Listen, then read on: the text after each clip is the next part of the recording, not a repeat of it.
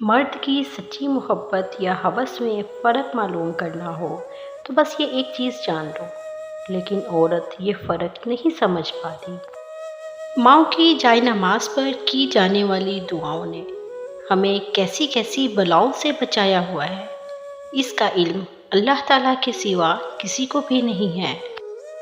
جب تمہارا کوئی رشتہ دار محتاج ہو تو پھر باہر صدقہ نہ دو، ضرورت مند رشتہ دار کا حق پہلے ہے۔ باپ جیسا کوئی مرد نہیں، نہ محبت میں اور نہ ہی صرف میں۔ گناہ کر کے شیطان پر ڈالنا اور اپنی ناکامی کو قسمت پر ڈالنے سے ہم یہ سمجھتے ہیں کہ ہمارا کوئی قصور ہی نہیں ہے۔ کامیابی کا راستہ خود ڈھونڈنا پڑتا ہے۔ اگر کسی اور کے بتائے ہوئے راستے سے کامیابی ملتی تو آج ہر بندہ ہی کامیاب ہوتا۔ جیسے ایک نشئی دوسرے کو نشے کا عادی بنانے کے لیے پہلے مفت میں نشہ دیتا ہے تاکہ پھر بعد میں اس کے پیسوں سے نشہ کر سکے، ایسے ہی کچھ لوگ محبت کے جال میں پھنسا کر دوسرے سے مفاد حاصل کرنا چاہتے ہیں۔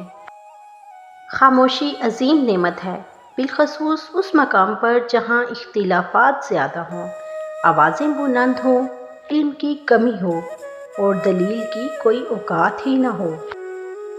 کچھ لوگ منفیت کے اس قدر عادی ہو چکے ہیں کہ وہ انتہائی مثبت بات سے بھی اپنی خوراک نکالنے کا موقع نہیں جانے دیتے۔ کسی سے کتنی ہی دوستی کیوں نہ ہو، کتنی ہی محبت کیوں نہ ہو، مگر پھر بھی کچھ باتیں چھپا کر رکھنی چاہیے۔ کوئی بھی ساتھ ساری زندگی کا نہیں ہوتا۔ سمجھنے والے آنکھ کا اشارہ بھی سمجھ جاتے ہیں، جو نہ سمجھنا چاہے پھر چاہے تم چیختے رہو، چلاتے رہو یا ناراض رہو، انہیں کوئی فرق نہیں پڑتا۔ پہلے امیر لوگوں کو خاندانی لوگ کہا جاتا تھا، آج کل یہی لوگ بے حیائی، بے غیرتی پھیلانے میں سب سے آگے ہیں۔ تعریف کی بھوک انسان کو کھا جاتی ہے۔ لوگ مہنگی سے مہنگی چیزیں بس دکھاوے کے لیے خریدتے ہیں تاکہ ان کی تعریف ہو سکے، شاید عزت بھی ملے، اور ایسے ہی لوگ خوش آمدیوں سے بے وقوف بنتے ہیں۔ وقت جب فیصلہ کرتا ہے تب گواہوں کی بھی ضرورت نہیں پڑتی۔